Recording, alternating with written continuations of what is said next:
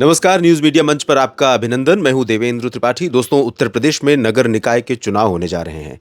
अगर चुनावों को समझने के लिए हम डिटेल में देखें तो लोकसभा जो जिन्हें हम चुनकर भेजते हैं लोकसभा सदस्यों को, वो केंद्र में सरकार बनाते हैं। उसके बाद विधानसभा के लिए विधायकों का चयन होता है। उसके बाद 4 स्तर हैं। 4 स्तरों में एक है महानगर पालिका। जो बड़े शहर होते हैं, महानगर होते हैं, उनमें महानगर पालिका का चुनाव होता है। वहाँ महापौर और पार्षद चुने जाते हैं। उसके बाद नगर पालिका परिषद होती है, जो दूसरे स्तर पर यानी मिडिल क्लास के शहर हैं, जहाँ पर छोटे शहरों से ज़्यादा जनसंख्या है, ज़्यादा बड़ी आबादी है, ज़्यादा बड़ा दायरा है और महानगरों से थोड़ा छोटे हैं, वहाँ नगर पालिका परिषद का गठन होता है। उससे नीचे होते हैं नगर पंचायत सदस्य। नगर पंचायत होती हैं जो बहुत छोटे कस्बे होते हैं, वहाँ पर नगर पंचायतें गठित की जाती हैं और ग्रामीण स्तर पर ग्राम पंचायतें होती हैं। तो अभी जो चुनाव होने जा रहे हैं वो नगर निकाय चुनाव हैं। नगर पंचायत से लेकर नगर पालिका परिषद और महापौर का चुनाव इसमें होगा। तो इसमें सबसे बड़ा मुद्दा जो इस वीडियो का है वो ये है, आपसे सवाल करने का है। शायद आप भी ये सोचते होंगे कि आखिर में इतनी बड़े पैमाने पर जो कवायद की जाती है, और कई बार ये कहा गया कि पंचायती राज का जो सिस्टम है वो दुरुस्त होगा, वो स्ट्रांग होगा, तो डेवलपमेंट का जो तरीका है, विकास का जो फ्लो है, वो ग्राउंड लेवल पर ज़रूर पहुंचेगा। परिकल्पना तो अगर सोचें, बात करें, किताबी बातें करें तो बहुत अच्छी लगती है, लेकिन वास्तविकता में आप देखें तो ग्राम पंचायत सदस्य हो या ग्राम पंचायत का मुखिया हो या नगर पंचायत सदस्य हो, नगर पालिका परिषद के सदस्य और उसके अध्यक्ष हों या फिर महापौर और पार्षद हों, विधायकों और सांसदों, मंत्री, मुख्यमंत्री, प्रधानमंत्री, इनकी बात मैं नहीं कर रहा हूं आज इस वीडियो में। मैं सिर्फ इतना ये पूछना चाह रहा हूं कि जो महानगर पालिका से लेकर ग्राम पंचायत स्तर तक के चुने गए सदस्य होते हैं, जिन्हें हम और आप चुन करके भेजते हैं, क्या जितनी अपेक्षा की जाती है डेवलपमेंट उसी लेवल का हमें दिखाई देता है?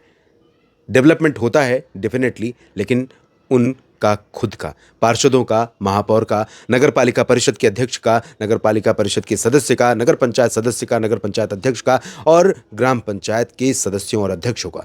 ऐसा नहीं है कि डेवलपमेंट नहीं होता है ग्रामीण क्षेत्रों में या नगरों में, लेकिन जितना होना चाहिए उसके मुकाबले और जितना सरकार फंड इशू करती है केंद्र और राज्य की तरफ से अलग अलग मदों में, वो फंड पूरा का पूरा ग्राउंड लेवल पर न लग करके वहाँ के स्थानीय लोगों को फ़ायदा न पहुँचा करके खुद की जेबें भरी जाती हैं, खुद का डेवलपमेंट किया जाता है बड़े पैमाने पर। फिलहाल मैं आपको बता दूं कि उत्तर प्रदेश में नगर निकायों का जो चुनाव है वो 4 और 11 मई को 2 चरणों में होगा और उसके बाद 13 मई को रिजल्ट आएंगे।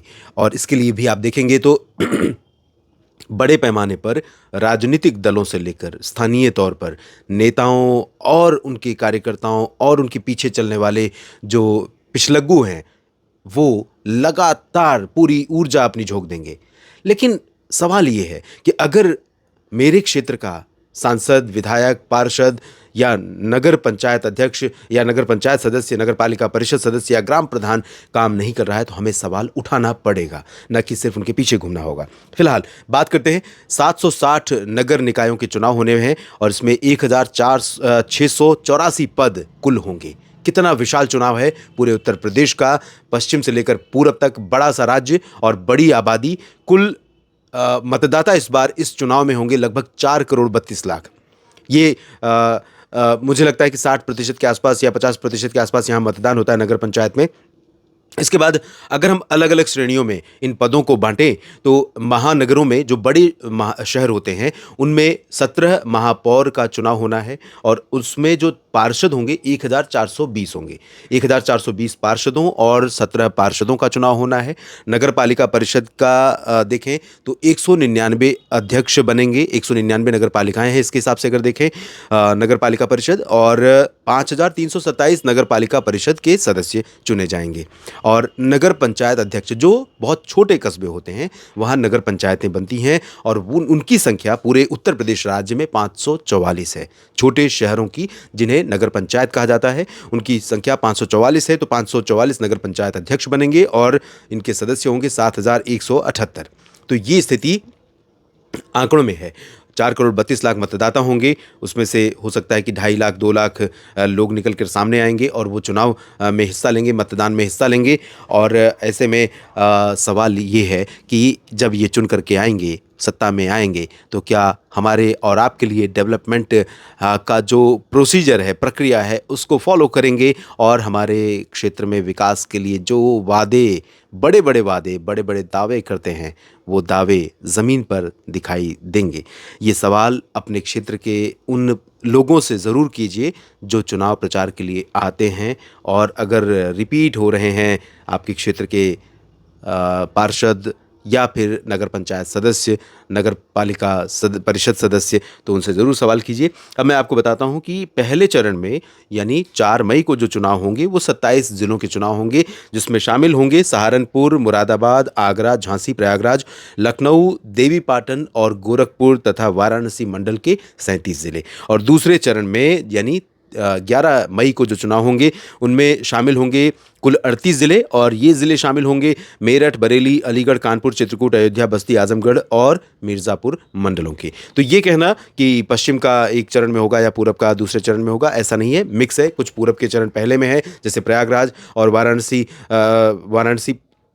पहले में है, जबकि मिर्ज़ापुर मंडल जो है वाराणसी और प्रयागराज से सटा हुआ है, इस मंडल का चुनाव दूसरे चरण में होगा। इसी तरह से मेरठ और बरेली के चुनाव अलग अलग चरणों में हो रहे हैं। तो ओवरऑल ऐसी व्यवस्थाएं इसलिए की जाती हैं ताकि चुनाव के दौरान जो चुनाव अधिकारी हैं, चुनाव के लिए तैनात सुरक्षा बल हैं, उनको एक जगह से दूसरी जगह तक पहुंचाने की जो व्यवस्था है वो सुचारू ढंग से चले। और निश्चित तौर पर आज 10 अप्रैल है और अब से लेकर के 1 महीने से भी कम वक्त रह गया है जब चुनाव होने हैं। तो ये काफ़ी सरगर्मियाँ बढ़ जाएंगी पूरे राज्य में, चुनावी राजनीति का जो सिस्टम है। और उत्तर प्रदेश जाना भी जाता है उत्तर प्रदेश और बिहार राजनीति को करने के मामले में, लेकिन आप ये जानते हैं अच्छी तरह से कि उत्तर प्रदेश और बिहार की जो आज तक दुर्दशा रही है उसके लिए कहीं ना कहीं यही राजनीति जिम्मेवार है। सवाल ज़रूर कीजिए, और जो जीत करके आए वो जब काम ना करे तो उससे भी सवाल कीजिए, क्योंकि उन्हें आपने चुना है, तो ये आपका अधिकार है उनसे अपने अधिकार को मांगने का, उनसे अपने अधिकार के लिए बात करने का। वो सेवक हैं आपके, आपके ऊपर शासन करने वाले नहीं। ये अंतर समझना होगा उन नेताओं को जो जनता को सिर्फ भेड़ बकरी समझते हैं। फिलहाल इस वीडियो में इतना ही। आप जुड़ते रहिए मेरे साथ, मैं बहुत सारे मुद्दों पर आपके साथ इसी तरह से बात करता रहूँगा। धन्यवाद।